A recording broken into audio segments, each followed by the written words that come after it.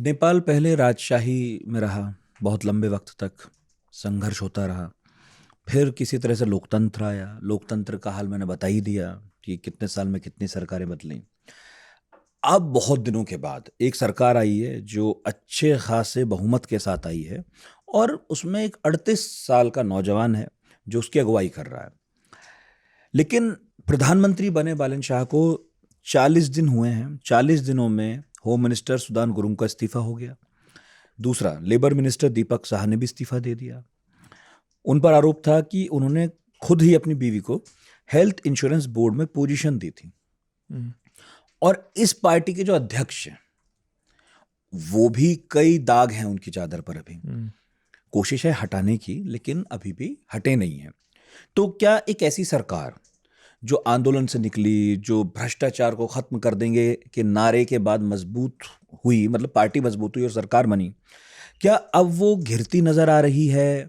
क्या नेपाल एक तरह से राजनीतिक रूप से अभिशप्त है कि वो कभी भी वहां पर एक स्टेबल सरकार नहीं आती? एक तरफ मैं इस बात की तारीफ करूंगा कि नेपाल के लोगों में वो एस्पिरेशंस हैं, इसलिए वहां पर वो बार बार सरकारें चुनते हैं, संघर्ष करते हैं, पॉलिटिकली बहुत वो लोग जो है उत्सुक रहते हैं, उत्साहित रहते हैं कि कुछ नया होना चाहिए।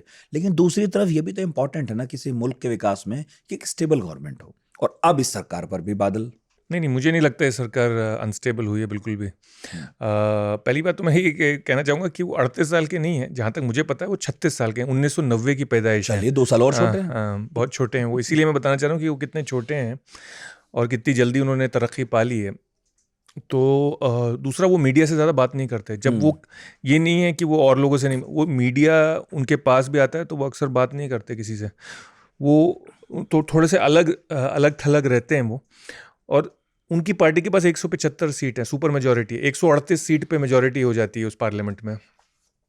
तो कोई ख़ास उनको फिक्र नहीं है कि कोई बहुत बड़ा उथल पुथल होने वाली है वहाँ पे, ऐसा कुछ। वो जो 2 मंत्री निकाले गए वो इसीलिए निकाले गए हैं, जैसे मैंने आपको बताया, कि बहुत प्रेशर है गवर्नमेंट के ऊपर, बालन शाह के ऊपर, कि भाई आपको साफ सुथरा रहना है, आपको एक साफ सुथरी एडमिनिस्ट्रेशन देनी है बिना करप्शन के।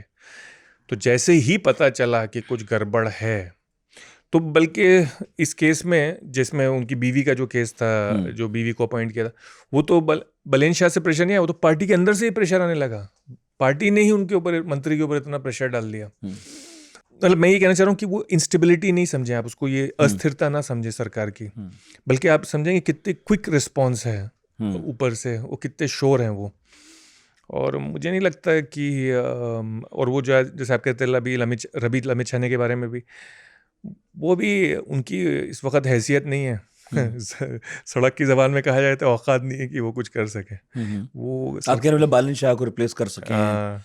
अच्छा, ये सरकार आई बालन शाह के कंधे पे है। बिल्कुल।